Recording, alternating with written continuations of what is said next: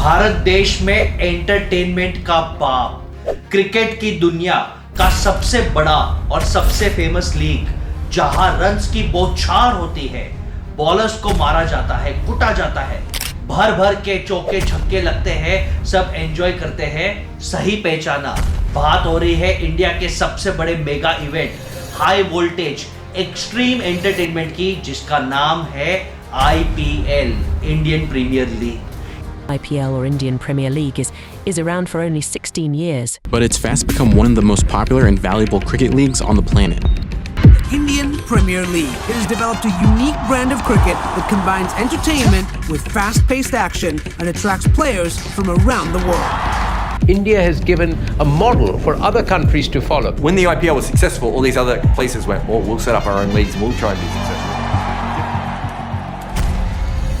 आज के इस वीडियो में हम IPL और क्रिकेटिंग स्टैटिस्टिक्स नहीं देखेंगे, लेकिन IPL को एज अ बिजनेस मॉडल समझेंगे कि IPL स्टार्ट क्यों हुआ, उसका क्या पेन पॉइंट था, उसका रेवेन्यू क्या है, उसका ब्रांडिंग कैसे हो रहा है और IPL का फ्यूचर क्या है। वीडियो को स्टार्ट करने से पहले दोस्तों, मैं हूं बसेश गाला, आपका बिजनेस मेंटोर और इन्वेस्टर, और बहुत मेहनत करके रिसर्च करके हम बिजनेस आइडियाज, स्ट्रैटेजीज और केस स्टडी ला रहे हैं। तो अभी के अभी चैनल को सब्सक्राइब करो, जिसके कारण आप एक अच्छे लीडर और एंटरप्रेन्योर बन पाएंगे। शुरुआत करते हैं IPL का जन्म। 2007 का T20 वर्ल्ड कप था। हमारे दिग्गज सचिन, द्रविड़, गांगुली, लक्ष्मण नहीं खेल रहे थे, क्योंकि 50 ओवर का वर्ल्ड कप हम बुरी तरह हार गए। यंगस्टर्स जा रहे थे, जहां पे धोनी, इरफान पठान, युवराज सिंह ये हमें रिप्रेजेंट कर रहे थे, और लास्ट ओवर पाकिस्तान के सामने thriller match India T20 world cup जीता। तब एक आदमी के दिमाग में आया कि दुनिया में इतने सारे लीग्स हैं, NBA चल रहा है बास्केटबॉल USA में, इंग्लैंड में और यूरोप में फुटबॉल का क्रेज है, जहां पे लीग्स मिलियंस ऑफ डॉलर्स हैं। इंडिया में तो क्रिकेट को रिलीजन माना जाता है और क्रिकेटर्स को भगवान माना जाता है। तो इंडिया में हम ऐसा कौन सा लीग करें जिसके कारण एक बड़ा ब्रांड बन सके और लोगों को एंटरटेनमेंट मिल सके। और ललित मोदी जी ने एक मास्टर प्लान करके 2008 साल में शुरुआत किया IPL का, इंडियन प्रीमियर लीग। और भाई साहब, टाइमिंग तो देखो, IPL के लिए एक स्पेशल विंडो रखा गया। ICC को इतना डोमिनेट कर दिया कि कोई भी इंटरनेशनल इवेंट यहाँ पे ज्यादा प्ले ना हो, सब इंटरनेशनल प्लेयर्स और सेलिब्रिटीज अवेलेबल हो, एंड अप्रैल, मई और जून के महीने में जहां पे अधिकतर बच्चों को समर वेकेशंस हो, फैमिली फ्री हो, तो सब टीवी पे, स्टेडियम पे और डिस्कशन सोशल मीडिया करने के लिए वेले बैठे हो, वहां पे ये टाइम स्लॉट पे IPL को लॉन्च किया और एक मेगा ब्रांड अनलीश कर लिया। IPL का जब जन्म हुआ था तब 8 टीम्स थे, आज 2024 में 10 टीम्स है। और सबसे इंपॉर्टेंट, अब ये वीडियो में देखेंगे कि यहाँ पे रेवेन्यू कैसे कमाया जाता है। रेवेन्यू को कमाने के लिए हम 3 मेन स्टेक होल्डर्स और प्लेयर्स को अंडरस्टैंड करेंगे। सबसे पहला है BCCI, board of cricket control of India. Second, ये फ्रेंचाइजी ओनर्स और फ्रेंचाइजी स्टेक होल्डर्स खुद। और थर्ड, हमारे क्रिकेटर्स और स्टार्स। ये तीनों IPL से कैसे कमाते हैं, एज अ बिजनेस ये मॉडल कैसे फ्लो होता है, यहाँ पे प्रॉफिट और वैल्यूएशन कैसे होता है, अब ये वीडियो में हम अंडरस्टैंड करते हैं। BCCI मल्टीपल सोर्सेस से रेवेन्यू कमाता है। सबसे इंपॉर्टेंट और सबसे बड़ा सोर्स होता है उसका ब्रॉडकास्टिंग राइट्स। IPL उसका बेबी है। मैच को लाइव टेलीकास्ट करना ये बहुत अहम अधिकार है। करोड़ों लोग मैचेस को देखना चाहते हैं, ये इनके लिए एंटरटेनमेंट है, और करोड़ों लोग तक मार्केटिंग ब्रांड्स पहुंचना चाहते हैं और वो एडवर्टाइजमेंट मनी देने के लिए तैयार है। ये ब्रॉडकास्टिंग राइट्स के लिए टेलीविजन प्लेटफॉर्म्स और डिजिटल प्लेटफॉर्म्स ऑक्शन लगाते हैं, बिड करते हैं, और लास्ट 5 साल में BCCI ने 48,390 करोड़ ब्रॉडकास्टिंग फीस में कमाया है। यही नहीं, फ्रेंचाइजीज के जो इनकम है, हम अंडरस्टैंड करते हैं फ्रेंचाइजी को अलग अलग तरीके से इनकम मिलता है। हर साल फ्रेंचाइजी को एक रॉयल्टी देना पड़ता है BCCI को कि हमें कंटिन्यू करने दीजिए पार्ट लेने के लिए, और फ्रेंचाइजी जितना भी इनकम करता है उसका एक परसेंटेज वो रॉयल्टी में देता है। मर्चेंडाइजिंग फीस भी मिलता है, जहां पे official players, mascots, flags, jerseys, players के जो डील होते हैं, एक प्लेयर का बिड होता है, ऑक्शन होता है, उसका भी फीस का एक परसेंटेज BCCI कमाता है। हर एक जगह से फ्रेंचाइजी कमाता है और फ्रेंचाइजी का 20 से 40% कट BCCI लेता है, यानी BCCI के पास पैसा ही पैसा है।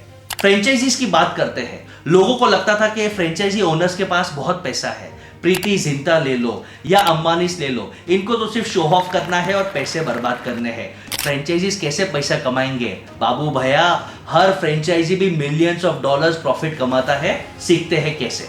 सबसे इंपॉर्टेंट है कि क्रिकेट का क्रेज इतना है कि लोग हजारों रुपया, 7,000, 20,000, इनफैक्ट आरसीबी को देखने के लिए बैंगलोर का सबसे महंगा टिकट ऑफिशियली 50,000 है। एड्स का रेवेन्यू मिलता है, लेकिन एक आपको सीक्रेट बोलता हूं, ये ब्रांड्स का अब वैल्यूएशन हो रहा है। Most valuable IPL franchise is Mumbai Indians, जिसने 5 बार आईपीएल जीता है। आज के तारीख में उसका वैल्यूएशन $87 मिलियन है। जी हाँ, विच इज अप्रोक्सीमेटली 7,400 करोड़ रुपए। CSK is the second most popular brand, जिसका वर्थ अप्रोक्सीमेटली 7,000 करोड़ है। लेकिन दोस्तों एक सीक्रेट देता हूं, सीएसके ने अपने शेयर्स पब्लिक कर दिए और उसमें रिटर्न ऑन इक्विटी या हर साल 18% रिटर्न्स आता है। तो ये फ्रेंचाइजी का कमाने का तरीका और वैल्यूएशन है। अब भाई साहब बात करते हैं हमारे प्लेयर्स के। आईपीएल को क्रेडिट तो देना पड़ेगा कि देश के कोने कोने से हिडन जेम्स उन्होंने ढूंढ लिया। एक पानीपुरी बेचने वाले का लड़का जिसके पास टैलेंट था, शायद वो कभी लाइमलाइट में नहीं आता, लेकिन आज यशस्वी जायसवाल इंडियन क्रिकेट टीम के लिए खेल रहा है। ऐसे ही बहुत सारे प्लेयर्स खड़े हो गए। प्लेयर्स कैसे कमाते हैं? उनको एंडोर्समेंट्स मिलते हैं, ब्रांड के एडवर्टाइजमेंट राइट्स मिलते हैं और वो रातों रात करोड़पति बन जाते हैं। जो इंसान पहले डेली 250 रुपया कमाने के लिए स्ट्रगल कर रहा था, आज उसके पास मुंबई जैसे महंगे शहर में डुप्लेक्स है, BMW गाड़ी है और वो अपने सपने पूरे कर रहा है। और ये आईपीएल का पावर है। इसमें कोई दो राय नहीं कि आईपीएल में ऑक्शन के अलावा भी बहुत सारे कमाने के सोर्सेज है। एक रूमर यह भी कहता है कि जब हार्दिक पांड्या को जीटी से मुंबई लाया गया, बहुत लोग बू करेंगे, लेकिन हार्दिक पांड्या को कैप्टेंसी मिला और उसके साथ साथ अनऑफिशियल सोर्सेज बोल रहे हैं कि 100 करोड़ का एडिशनल इनकम मिला। यह है पावर ऑफ आईपीएल, जहां पे करोड़ों रुपए बहुत नॉर्मल लगते हैं। लेकिन दोस्तों अब हम समझते हैं कि इसका सबसे बड़ा लूप होल क्या है। आईपीएल का आज की तारीख में वैल्यूएशन है 87,000 करोड़ रुपीस।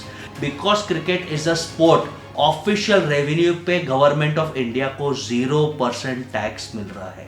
इमेजिन करो, एंटरटेनमेंट का भंडार हो रहा है, सब करोड़पति बन रहे हैं, लेकिन 0 रुपीस डायरेक्ट टैक्स मिल रहा है। इनडायरेक्ट टैक्स बहुत मिल रहा है। ब्रॉडकास्टर जो राइट्स ले रहे हैं उसके ऊपर जीएसटी लगता रहेगा, एडवर्टाइजमेंट कॉन्ट्रैक्ट्स के ऊपर जीएसटी मिलता रहेगा, जो फ्रेंचाइजी और ब्रांडिंग हो रहा है उस पर जीएसटी मिलता रहेगा। लेकिन ये 87,000 करोड़ का वैल्यूएशन, करोड़ के रेवेन्यू पे 0% टैक्स। ये क्रिटिसिज्म को इग्नोर करते हैं तो और एक बहुत बड़ा क्रिटिसिज्म आ गया है कि अब ये स्पोर्ट्स नहीं एंटरटेनमेंट रहा है।